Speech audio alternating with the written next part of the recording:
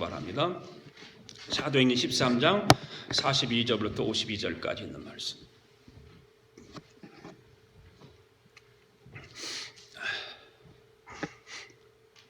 같이 읽습니다. 시작. 그들이 나갈새 사람들이 청하되 다음 안식일에도 이 말씀을 하라 하더라. 회당의 모임이 끝난 후에 유대인과 유대교에 입교한 경건한 사람들이 많이 바울과 바나바를 따르니 두 사도가 더불어 말하고 항상 하나님의 은혜 가운데 있으라 권하니라. 그 다음 안식일에는 온 시민이 거의 다 하나님의 말씀을 듣고자 하여 모이니 유대인들이 그 무리를 보고 시기가 가득하여 바울이 말한 것을 반박하고 비방하거늘 바울과 바나바가 담대히 말하여 이르되 하나님의 말씀을 마땅히 먼저 너에게 전할 것이로되 너희가 그것을 버리고 영생을 얻기에 합당하지 않은 자로 자처하기로 우리가 이방인에게로 향하노라. 주께서 이같이 우리에게 명하시되 내가 너를 이방의 빛으로 삼아 너로 땅끝까지 구원하게 하리라 하셨느니라 하니 이방인들이 듣고 기뻐하여 하나님의 말씀을 찬송하며 영생을 주시기로 작정된 자는 다 믿더라. 주의 말씀이 그 지방에 두루 퍼지니라. 이에 유대인들이 경건한 귀보인들과 그 신의 유력자들을 선동하여 바울과 바나바를 박해하게 하여 그 지역에서 쫓아내니 두 사람이 그들을 향하여 발에 티끌을 떨어버리고 이고니온으로 가거늘 제자들은 기쁨과 성령이 충만하니라. 아멘. 오늘도 하나님께서 주시는 은혜를 받기를 원합니다. 어느 목사님이 부흥의 설교를 하기 위해서 어느 교회에 가서 설교를 하게 되었는데, 그런데 맨 앞에 앉아있는 어떤 여자 성도님이 그 강사 목사님의 설교를 들으면서 그냥 눈물을 툭툭 흘리면서 설교를 듣더래요. 그래서 목사님이 설교를 하면서도 목사님도 함께 은혜를 받았대요. 자기 설교를 듣고 성도가 앞에 앉아서 눈물을 뚝뚝 흘리면서 열심히 설교를 듣고 있으니까 말씀을 전하는 목사님도 은혜 받고 또 뭐 그분은 은혜를 받는지 어쩌니 뭘 자기가 은혜 받는 걸로 생각하고 목사님도 은혜 받았습니다. 예배가 마쳤습니다. 모든 성도들이 나가면서 목사님한테 목사님 은혜 많이 받았습니다. 감사합니다. 이렇게 인사를 하고. 맨 앞에 앉았으니까 맨 마지막에 울던 그 여자 성도가 나오더래요. 그래서 목사님하고 인사를 하면서 목사님께서 물었대요. 아까 설교를 들으면서 많은 은혜를 받으셨죠? 감사합니다. 그렇게 말을 하니까 그러니까 이 여자 성도가 이런 말을 하대요. 목사님, 저는 목사님 설교의 은혜를 받고서 운 것이 아닙니다. 왜 그러면 그렇게 눈물을 흘리면서 설교 시간에 이렇게 설교를 들었습니까?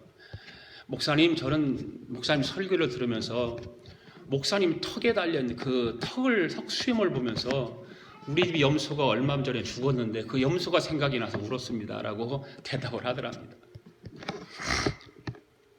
그래서 그 목사님께서 평생 정성으로 길렀던 턱수염을 집에 돌아가서 싹둑 잘라버렸다고 하는 이야기입니다. 오늘 설교를 듣는 여러분들 중에 그러한 생각들을 가지고 설교를 듣지 않기를 바랍니다. 예수님께서 이 시대를 비유하면서 말씀하신 말씀이 하나 있는데요. 우리가 너희를 향하여 피리를 불어도 너희가 춤추지 않고 우리가 애곡하여도 너희가 가슴을 치지 아니하였다 함과 같으니라. 이런 말씀을 비유로 하신 적이 있습니다. 예수님께서 이 말씀을 왜 비유로 하셨을까? 바로 오늘 시대를 살아가는 저와 여러분들에게 하신 말씀이라고 생각합니다.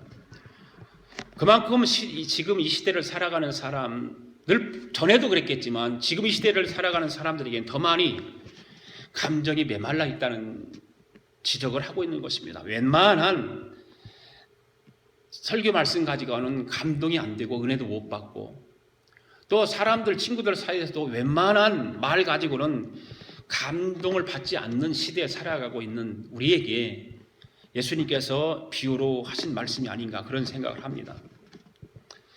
감동이 메마르면 세상을 살아가는 일에 있어서 삭막하죠.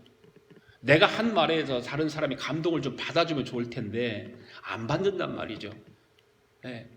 좀 이렇게 같이 동의를 해주고 같이 그렇게 맞다 맞다고 박수 좀 쳐주면 좋은데 웬만한 해가지고는 박수도 안 치고 그렇게 동의도 안 해주는 시대에 살아가고 있는 것이죠. 왜 그럴까? 감정이 메말라 있다.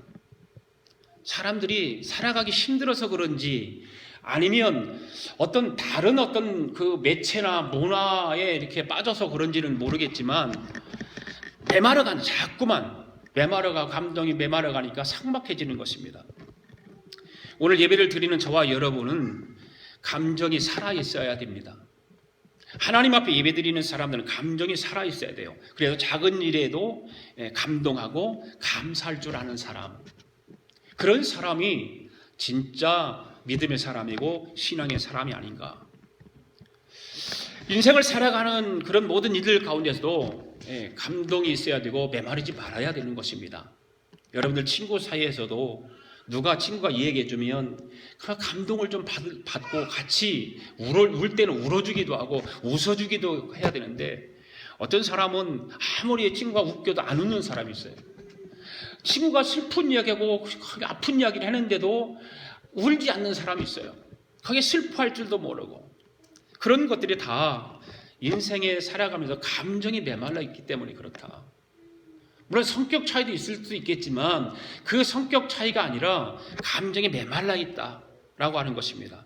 우리는 하나님 앞에 예배드리는 사람들입니다. 세상 사람들에게도 그런 감정이 없는 사람들을 향해서 우리는 싫어하고 안 좋은 소리를 하는데 우리는 하나님 앞에 예배드리는 사람들로 하기 때문에 우리는 감동이 있어야 된다. 하나님 앞에 예배드리는 그런 은혜와 감동이 있어야 된다. 특히 설교를 듣는 가운데 더욱더 감동이 있어야 된다라고 생각을 합니다. 물론 설교자의 어떤 역동적인 설교가 있어야만이 은혜가 되고 감동도 받겠죠. 설교의 역동성이 없는데 감동을 받으라, 은혜를 받으라고 하는 것은 잘못이겠지만 웬만하면 설교하는 목사님들이 설교의 은혜 못 받는 일은 거의 없죠. 은혜를 못 받는 것도 내가 감정이 사라졌다는 얘기죠. 감동이 없다는 얘기죠. 집중적으로 하나님의 말씀을 들으면 거기에 감동도 생기고 은혜도 받게 돼 있어요. 그런데 설교 시간에 다른 생각을 하고 있고 다른 것을 어떻게 기억해내고 판단을 하고 이렇게 되면 설교 절대 은혜를 받을 수가 없어요. 오늘도 하나님 말씀을 들으면서 우리에게 여러분들에게 많은 감동이 있게 될 줄로 믿습니다. 오늘 본문의 말씀을 보면 사도 바울이 비시디아 안독에서 설교를 한 말씀이죠.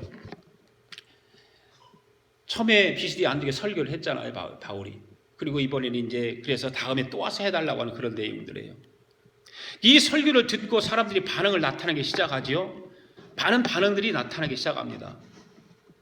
어떤 사람들은 설교를 듣고 그렇게 감동하고 은혜를 받는 사람들이 있는가 하면 어떤 사람들은 시기하는 사람들이 있는가 하면 어떤 사람은 그 설교에다 반박하는 사람들이 생겼다. 그래서 바울이 설교를 듣고 나타내는 반응들이 그 무리들 가운데 있었다고 하는 것입니다. 오늘도 바울의 설교에 대한 그 사람들의 반응에 대해서 함께 우리가 한번 살펴보면서 하나님께 주시는 은혜와 감동이 있게 될 줄로 믿습니다. 첫째로 감동으로 은혜 받는 사람들이 있었다는 것입니다. 42절과 43절 말씀 읽습니다. 시작. 그들이 나갈새 사람들이 청하되 다음 안식일에도 이 말씀을 하라 하더라.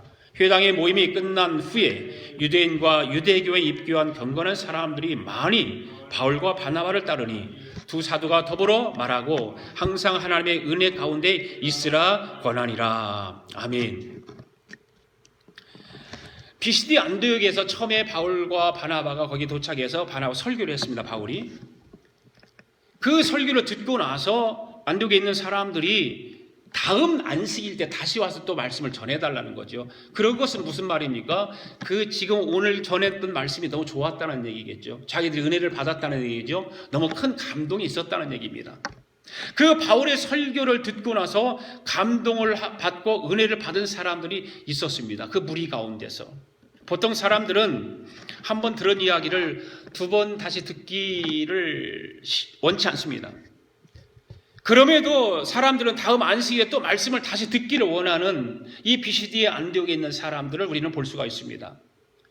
여러분들 많은 식당에 다니면서 음식을 먹어보잖아요. 많이 음식을 먹어보는데 음식을 먹어보면 어느 식당에 가면 음식이 맛이 있고 어느 식당에 가면 별로고 어느 식당에 가면 맛이 없다 이렇게 우리는 평을 하고 우리가 다 그렇게 합니다. 음식을 맛있게 하는 식당에는 우리가 또 가고 싶죠. 음식을 맛있게 하니까 그냥 좀 별로야 그러면 좀 뜸하게 가게 되고 여기는 가면 안 돼 맛이 없어 거기는 아예 안 가는 거죠. 설교도 마찬가지일 거라고 생각을 해요. 설교를 듣고 은혜를 받고 감동을 받으면 다음에 그 목사님의 설교 또 듣고 싶은 마음이 그건 분명히 있어요. 그러나 내가 내 기준에 맞춰 설교를 듣죠. 사람들은 다 내 기준에 맞춰 설교를 듣기 때문에 내 마음에 듣는 목사님의 설교가 있고 많이 듣지 않는 설교가 있을 거 분명해요. 사람들은 보편적으로 설교가 잘하는 목사님의 설교를 좋아하죠. 또 듣고 싶어하고. 다 똑같은 것입니다. 잘하면 은혜를 받고 못하면 은혜를 받지 못하고 잘하면 감동을 받고 못하면 감동을 받지 못하고 그렇습니다. 사도 바울이 비시디 안디옥에서 설교를 했습니다. 그런데 그 설교를 듣고 많은 사람들이 은혜를 받았다는 거죠. 감동이 생겼어요. 그래서 설교를 마치고 나가려고 하는 그 바울을 붙잡고서 뭐라고 말합니까? 다음 안식일 때도 꼭 와서 다시 말씀을 전해달라는 것입니다. 그들의 모습을 보면 설교를 듣고 은혜를 받은 사람들도 행복하고 설교를 한 사람도 행복할 것이다. 그렇죠.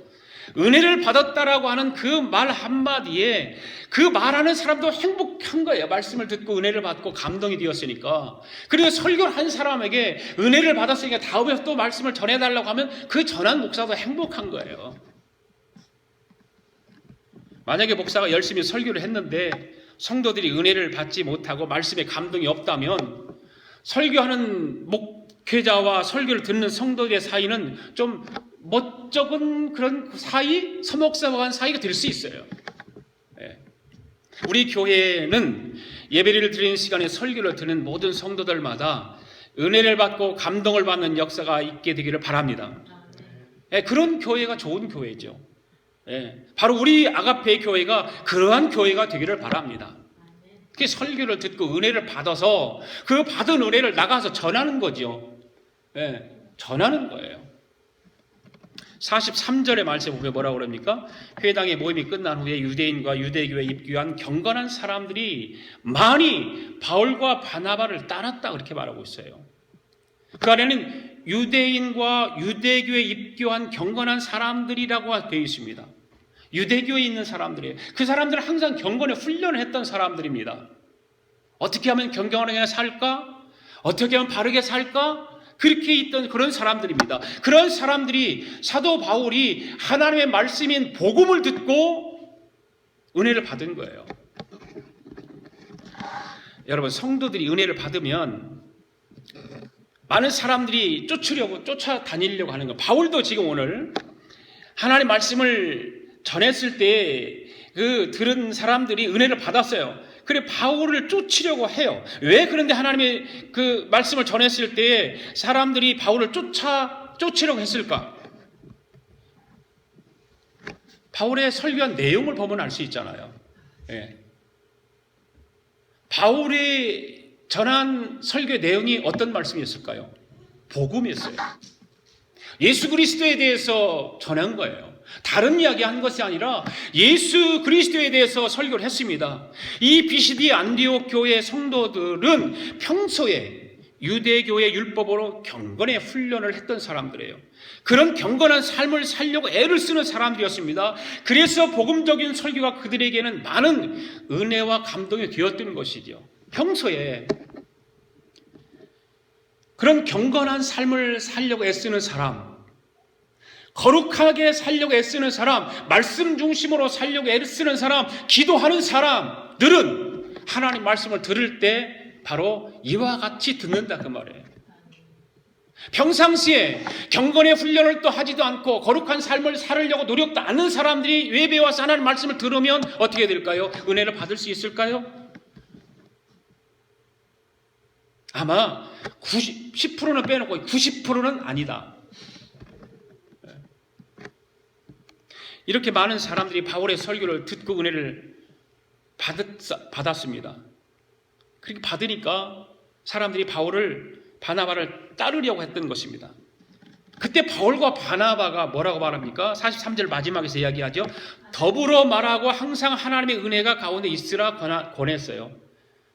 더불어 말하고 항상 하나님의 은혜 가운데 있으라.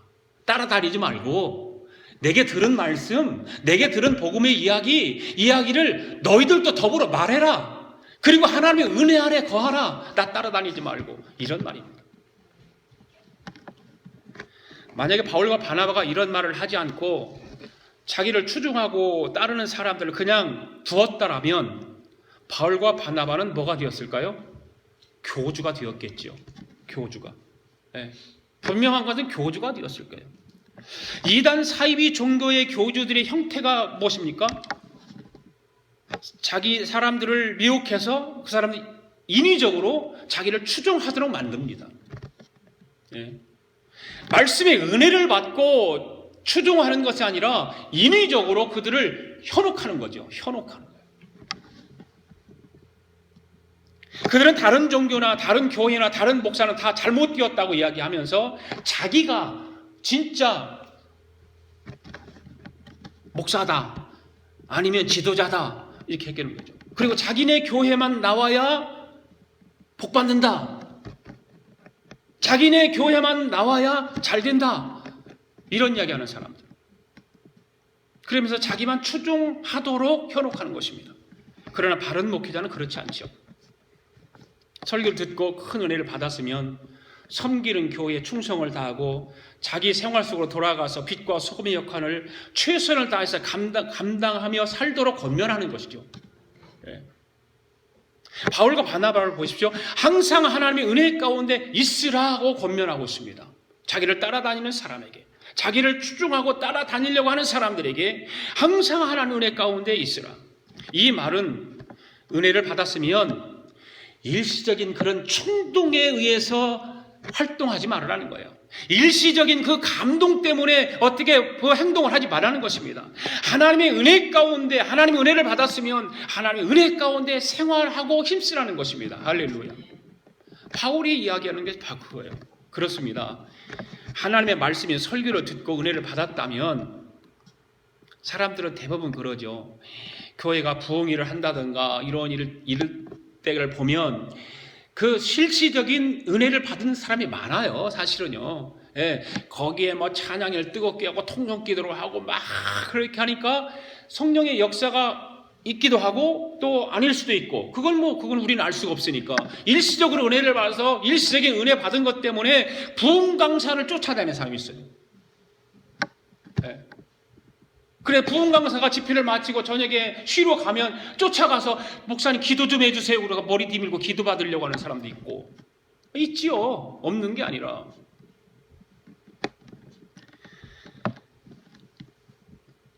바울이 자기를 추종하려고 하는 사람들에게 항상 하나님의 은혜 가운데 있으라고 하는 이 말씀 너무나 귀한 말씀이죠. 하나님의 말씀의 설교를 듣고 은혜를 받았다면 그런 감동으로 하지 말고 항상 하나님의 은혜 가운데 생활하도록 노력하라 그 말이죠. 우리 아가페 교회의 모든 성도들은 말씀을 통해서 받은 은혜를 일시적인 감동으로 끝나지 않기를 바랍니다. 지속적으로 생활 가운데 힘쓰는 교우들이 되기를 바랍니다. 그게 진짜 교인 아니겠어요? 진짜 하나님의 사람 아니겠어요? 받은 은혜를 있다면 그 말씀 가지고 최소한 한 주간은 살아야 되잖아요. 최소한 한 주간은 그 말씀 붙들고 살아가는 거죠. 그 말씀을 묵상하면서 생각하면서 살아가는 거죠. 바울의 설교를 듣는 사람 가운데 또 어떤 사람이 있었을까? 두 번째로 비방하면서 시기하는 사람도 있었어요. 은혜를 받고 감동받은 사람만 있는 것이 아니라 비방하고 시기하는 사람도 있었어요. 44절 45절 시작.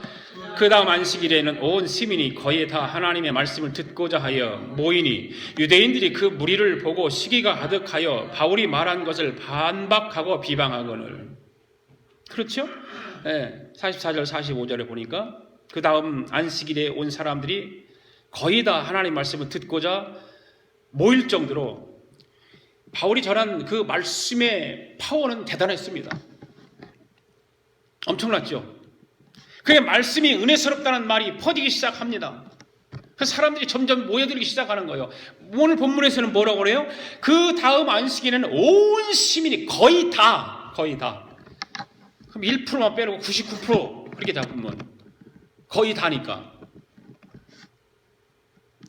모였어요. 이런 걸 보면서 말씀이 은혜스럽다는 말이 퍼지기 시작하면 교회는 부흥이 될까요, 안 될까요? 되지요? 다음 그 말 하나 말하죠. 그런데 말씀을 은혜를 받았는데도 불구하고 전하지 않으면 누가 알리요? 누가 그 소문을 들으리요? 여러분들 매 주일 은혜를 못 받습니까? 말씀에 은혜를 못 받습니까? 그 은혜를 받으면 그 전해야 되는 거죠. 은혜를 전해야 돼요. 은혜를 나눠야 돼요. 나눠서 믿음이 연약한 사람들에게, 교회를 나가지 않고 방황하는 사람들, 또 아직 예수를 안 믿는 사람들에게 그 하나님 말씀을 전해서, 복음을 전해서, 그것이 전도잖아요. 다른 것이 전도가 아니잖아요. 우리 아가페 교회가 그런 소문이 나서 사방에서 말씀을 드리려고 몰려드는 사람들이 많아지는 역사가 일어나기를 저는 기도하고 있거든요. 비시디 안디옥에 사는 사람들이 바울의 설교를 다시 들으려고 모여들었습니다. 많은 사람들이 몰려오기 시작하다 보니까 그 비시디 안디옥에 밖에 있는 사람들, 그 사람들은 누구예요? 유대인들이죠. 거기에 들어가지 못한 사람들이죠. 지금 그 시에 있는 사람들은 거의 다 99%가 다 모였는데 그 밖에 있는 사람들이 그 소식을 들으니까 그 사람들이 유대인들이에요. 유대인들이 마음이 뭐가 일어나기 시작했습니까? 시기가 일어나기 시작하는 거예요. 예. 비방하는 사람들도 생겨나기 시작하는 거예요. 물론 그 안에도 있을 가능성이 많죠. 그 안에 그런 사람들 몰려왔을 가능성이 있기 때문에 그 안에서 거의 다 99%의 시에 있는 사람들이 다 모였는데 그 안에 거기는 유대인도 있었을 것이고 뭐 비방하는 사람들 별의별 사람 다 있었겠죠. 그 사람들이 비방하기 시작하고 시기하기 시작합니다. 유대인들의 신앙은 뭐 전에도 말씀을 드렸지만 항상 그 우월감, 우리 미국에서 말하면 미국에 어떤 사람들이 있을까요? 미국에 백인 우월주의자들이 있잖아요. 똑같은 거죠. 백인 우월주의자는 다른 사람들을 싫어하는 거예요. 그러니까 죽이기도 하고 뭐 그렇죠. 유대인들은 유대교에 대한 우월감을 가지고 있는 사람들이기 때문에 그 자기들의 어떤 생각을 가지고 있는 하나님의 말씀하고 대치되는 그런 말씀이 전해지면 그들은 견디지 못하는 거죠. 유대인들은 항상 그런 우월감 때문에 유대교만 참 종교라고 생각을 하고 있는 것입니다. 지금도 전에도 말씀을 드렸지만 지금도 복음서를 읽지도 않아요. 유대교인들은. 유대교 중에 기독교인들은 뭐 예수를 믿는 사람들이니까 그 복음 많은 성경 예수님의 말씀을 다 읽지만 기독교인들이 아닌 유대교에 지금도 있는 사람들은 복음서를 읽지 않는 거예요. 아예. 그러니까 예수님을 알 수가 없죠.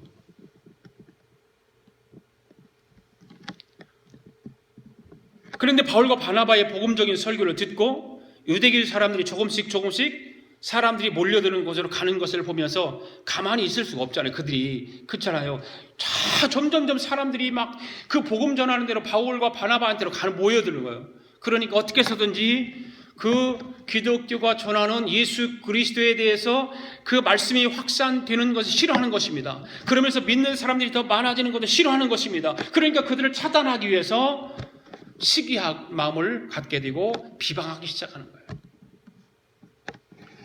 바울의 설교를 듣고 비방하기 시작하는 거예요. 시기예요. 여러분, 복음 전하는 사람을 비방하는 것은 성경에서 예수님을 비방하는 큰 죄가 된다고 이야기하고 있어요. 예. 여러분, 우리가 그걸 분명히 알아야 돼요. 바울이 참 복음을 가지고 설교했을 때 사모하는 말씀을 듣고 큰 은혜를 받는 사람도 있었지만 그 마음과 귀가 가려져서 시기하고 비방하는 사람들도 있었다. 그것이 그 당시만 있었을까? 교회 안에도 있다, 지금도.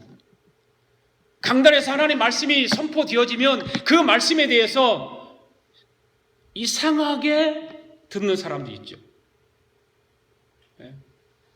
그 말씀을 비방하는 사람도 있어요. 없는 게 아니라 있어요. 자기 교회 담임 목사 설교에도 불구하고 있단 말이죠. 그러니 뭐 다른 교회 목사 설교 들으면 마음에 맞지 않으면 더 많겠죠. 자, 사랑하는 교우 여러분, 하나님의 말씀을 들을 때 사모하는 마음을 가지고 듣고 은혜를 받으면 그것은 성령의 역사입니다. 할렐루야. 예. 그러나 하나님의 말씀을 들을 때 시기하는 마음과 비방하는 마음이 있다면 그건 마귀 역사예요. 예. 마귀 역사예요.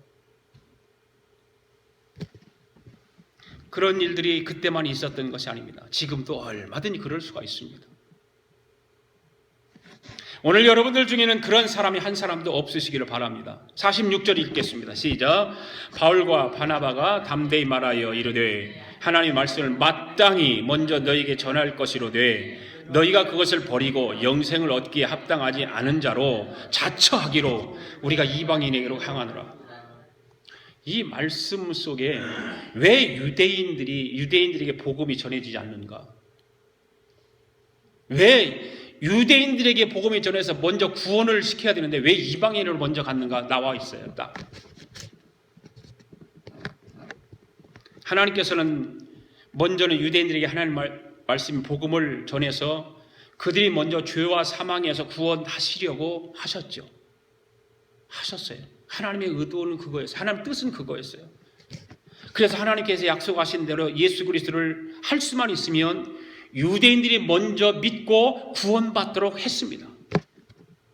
그런데 유대인들은 너무 교만하고 우둔해서 하나님 말씀의 복음은 듣지 않습니다. 예수 그리스도를 거부합니다. 그래서 어쩔 수 없이 이방인들에게 복음을 먼저 전파되게 하신 거죠. 그리고 그를 믿는 자들마다 먼저 구원을 받게 하신 것입니다.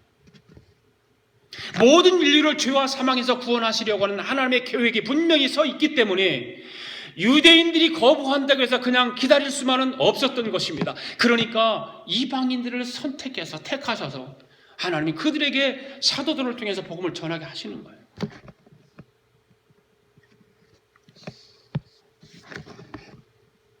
참으로 안타까운 것은 아까도 말씀드렸듯이 지금도 유대인들은 예수 그리스도를 믿지 않고 있다는 사실입니다. 많은 선교사들이 이스라엘 땅에 들어가서 유대인들에게 복음을 전하기 위해서 우리 한인 선교사들도 많이 들어가 있습니다.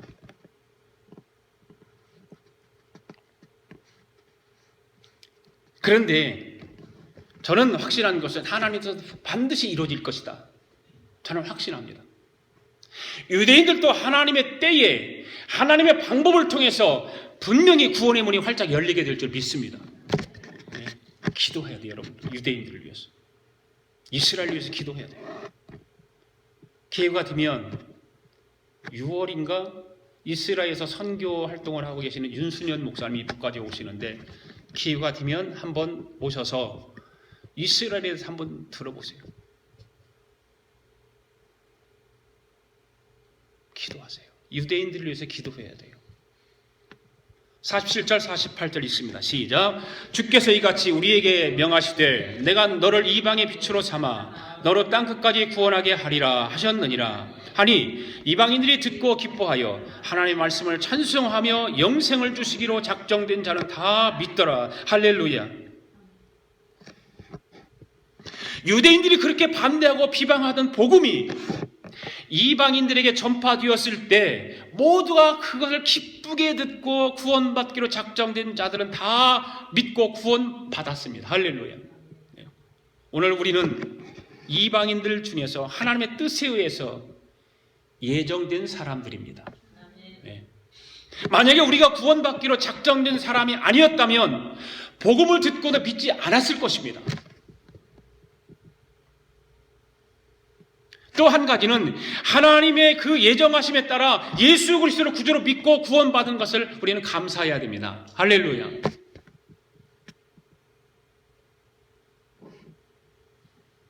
만세전에 구원받을 자로 선택된 것에 감사해야 되고, 예수 그리스도를 구주로 믿고 구원받은 것에 대한 감사해야 되고, 선택받았다고 하는 것, 이것이 축복인 거예요. 엄청난 축복인 거예요. 네. 할렐루야. 세 번째로 핍박하고 대적하는 자들이 있었다. 바울이 복음 전하는 일 설교할 때에 그 바울에 대해 핍박하고 대적하는 자들이 있었다. 49절 50절 읽습니다. 시작.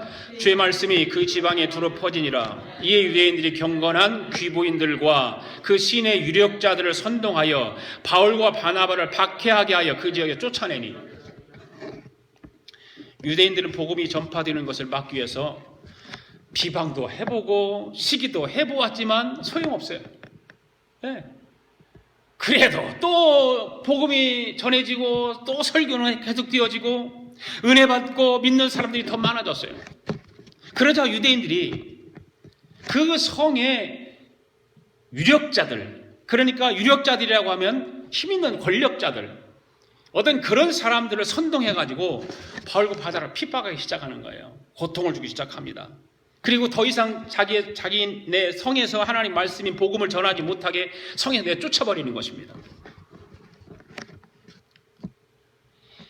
하나님의 말씀의 복음을 전하는 자들을 가장 귀하게 여기고 존경해야 되는데 그들을 천대하는 거죠. 박해하는 것입니다. 하나님 말씀을 통해서 복음 전하는 자들의 발이 가장 아름답다고 성경은 말하고 있습니다. 할렐루야. 하나님의 복음을 전하는 발이 가장 아름답다. 저는 여러분들이 하나님의 복음 전하는 발이 되어서 가장 아름다운 발들이 되기를 바랍니다. 하나님은 복음을 전하는 자를 가장 귀하게 여기십니다. 복음 전하는 자를 축복하십니다. 하나님의 복음을 전하는 자를 건강하게 하십니다. 저는 바울이 사역을 했던 7교회를 언젠가 가보기를 원해요. 이스라엘 성지도 뭐 5번은 갔다 와야 된다고 하는데 왜 다 못 보니까, 그래야 좀 안다고 하는데 한 번 갔다 왔는데, 바울이 사역했던 초대 그 7교회 거기를 한번 가보고 싶어요. 왜 바울이 하나님 말씀이 복음을 전했을 때 거부하고 핍박하고 있던 사람들이 살고 있는 그곳에 가보고 싶은 거죠. 여러분, 하나님의 말씀을 가리켜서 포괄적으로 우리는 뭐라고 말합니까? 복음이다라고 말하죠. 복음이다. 성경 66권 전체를 우리는 복음이다라고 말합니다. 복음은 복된 소식입니다. 그런데 우리가 이런 걸 잘 알아야 돼요. 사람들하고 대화할 때, 말할 때 친구들이 있어요. 그런데 어떤 친구는 매일 만나면 불평, 불만, 남의 이야기만 욕하고 막 험담하고 이런 사람들이 있어요. 계속 그 친구 만나보세요. 자기도 자동적으로 그렇게 돼요. 자동적으로 그렇게 돼 있어요. 저주의 말을 자꾸 들으면, 불평의 말을 자꾸 들으면, 남의 험담하는 것을 자꾸 듣게 되면 나도 그렇게 돼요. 저주받아요. 그러나 복된 소식을 많이 자꾸 들으면 복을 받습니다. 할렐루야. 네. 바로 하나님의 말씀인 복음 안에 우리의 영혼이 잘 되는 비결이 다 그 안에 있지 않습니까? 육체적으로 잘 되는 비결도 복음 안에 다 들어있습니다. 아멘? 네. 환경적으로도 잘 되는 비결이 복음 안에 다 들어있습니다. 그러므로 세상에 헛되고 무익한 잡소리를 많이 들으면 아무런 유익이 없다 그 말이에요. 네. 그런데 복음의 말씀을 많이 들으면 영육 간에 유익한 일들이 많이 있습니다. 할렐루야. 네. 요즘 시대는 세상의 잡소리를 많이 들으면서 살아갈 수밖에 없는 그런 시대에 우리가 살아가고 있어요. 사실은 손에 들고 다니잖아요. 네. 손에 들고 다니는 이게 문제인 거죠. 거기에 온통 세상의 잡소리, 유익하지 못한 무익한 것들이 그 안에 너무나 많이 있어요.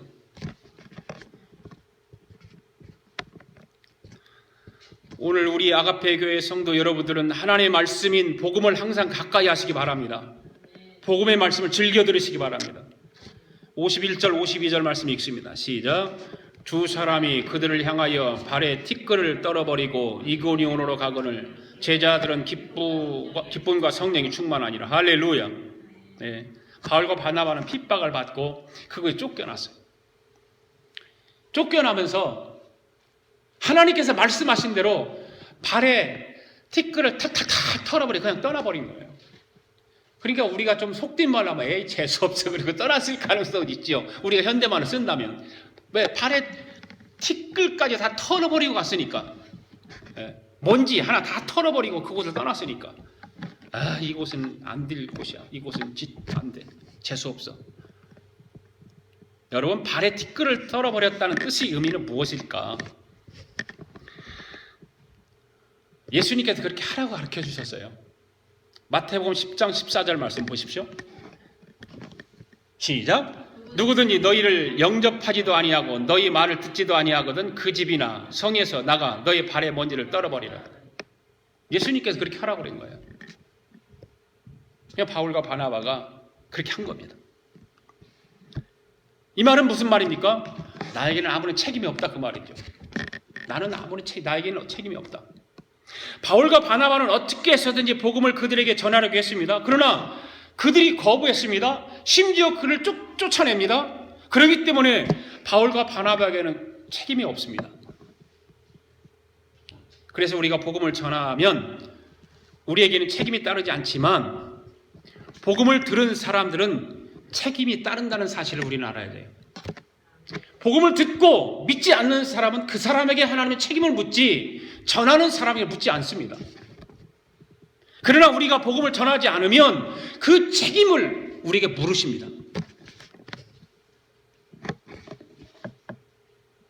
그때는 복음을 전하지 않는 내가 책임을 져야 되는 것입니다. 에스겔서 말씀 한번 읽어볼까요? 에스겔서 3장 17절부터 19절 말씀. 시작. 인자야 내가 너를 이스라엘 족속의 파수꾼으로 세웠으니 너는 내 입의 말을 듣고 나를 대신하여 그들을 깨우치라. 가령 내가 악인에게 말하기를 너희는 꼭 죽으려 할 때에 네가 깨우치지 아니하거나 말로 악인에게 일러서 그의 악한 길을 떠나 생명을 구원하게 하지 아니하면 그 악인은 그의 죄악 중에서 죽으려니와 내가 그의 핏값을 내 손에서 찾을 것이고 그 다음 19절 네가 악인을 깨우치되 그가 그의 악한 마음과 악한 행위에 들이키지 아니하면 그는 그의 죄악 중에서 죽으려니와 너는 내 생명을 보존하리라. 이 말씀을 보면 복음을 전하는 자가 받는 것과 복음을 듣는 자가 받는 것과 복음을 전하지 않는 자가 받는 것과 복음을 듣고도 믿지 않는 자의 것이 다 들어있어요. 바로 생명을 살리는 일인데 예수 그리스도를 믿지 않고 영원한 지옥불에 들어가는 사람들을 구원하라고 분명히 성경은 말하고 있는 거예요. 그 악인은 그 죄악 중에서 죽으려니와 내가 그의 핏값을 내 손에서 찾을 것이다. 복음을 전하지 않는 자들에게 반드시 주님은 그 핏값을 찾겠다 그 말이에요. 이 말씀을 기억하시기 바랍니다. 예. 오늘 우리도 사람들의 핏값을 지지 않으려면 하나님께서 우리에게 부여해 주신 책임감이 있어요. 사명이라고 그러죠. 그 책임감을 가지고 하나님의 말씀의 복음을 전해야 될 줄로 믿습니다. 우리가 복음을 전했을 때 사람들이 예수를 믿고 안 믿고는 우리의 책임이 아니잖아요. 그러나 복음을 전하는 것은 어디까지나 우리의 책임입니다. 우리의 사명입니다. 여기서 우리가 한 가지 알아야 할 것은 핍박을 받아서 쫓겨난 바울과 바나바가 이고니온으로 가면서 슬퍼하고 낙심했을까요? 땅을 치며 통곡했을까요? 아닙니다. 52절의 말씀 오면 기쁨과 성령이 충만했다라고 기록하고 있습니다. 할렐루야. 왜 그렇게 핍박을 받고 시기함과 비방을 받았는데도 이 바울과 바나바가 기쁨과 충만해서 그것을 떠났을까요? 그것은 자신들이 할 수 있는 복음 전하는 일을 최선을 다했기 때문에 그런 것입니다. 아멘. 최선을 다하면 이렇게 기쁨과 성령이 충만한 것입니다. 사랑하는 교우 여러분, 예수님께서 말씀하십니다. 의를 위하여 핍박을 받는 자는 복이 있나니 하늘의 상급이 크도다 그랬어요. 의를 위해 핍박을 받는 자가 복이 있나니 하늘의 상급이 크도다. 이 한 주간도 하나님의 말씀인 복음을 바울과 바나바와 같이 전하는 우리 교우들이 되기를 바랍니다. 복음을 전하다가 핍박을 받으면 하늘에서 상급이 클 줄로 믿습니다. 그와 같이 자랑스러운 우리 아가페 교회 교우들 되기를 바랍니다. 기도하겠습니다. 하나님 아버지 감사합니다. 오늘도 살아계신 하나님의 말씀을 듣게 하시고 말씀의 은혜와 감동으로 역사해 주심을 감사드립니다. 이 한 주간의 우리의 삶이 하나님의 말씀인 복음을 전하며 살아갈 수 있도록 성령님께서 인도하시고 동행하여 주시옵소서. 우리를 돌아다 보면 너무 무능하고 무책임한 사명 가운데 있음을 이 시간 다시 한번 나의 사명을 돌아보며 한 주간을 살아가는 동안 하나님께서 우리에게 맡겨주신 일에 책임을 다하는 헌신된 삶을 살아가도록 성령님의 동행하심과 역사하심이 있게 하여 주시옵소서. 감사드리며 예수님의 이름으로 기도하옵나이다. 아멘. 우리 다 일어나서 함께 찬양 올려드립니다. 너 하나님의 사람아 주를 더 사랑하라.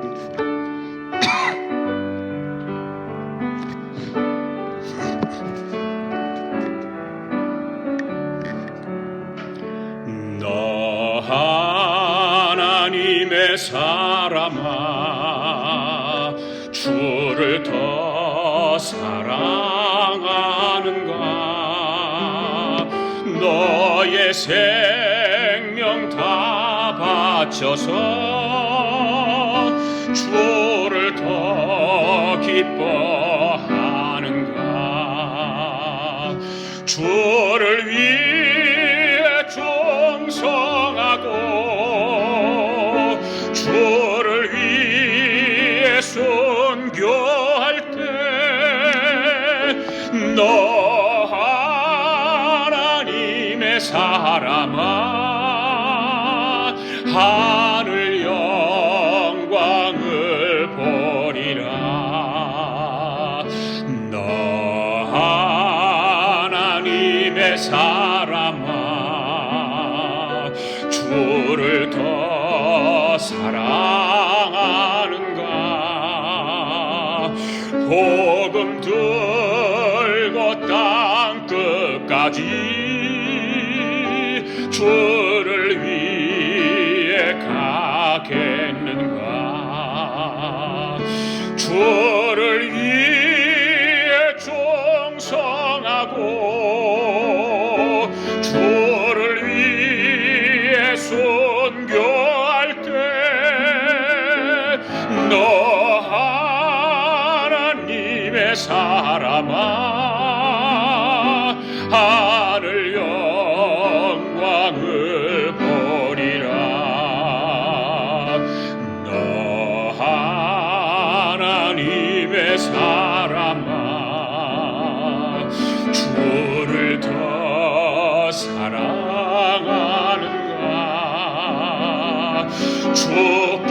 죽기까지 외치면서 주를 위해 살겠는가. 주를 위해 충성하고 주를 위해 순교할 때 너 하나님의 사람아 하늘 영광을 주를 위해 충성하고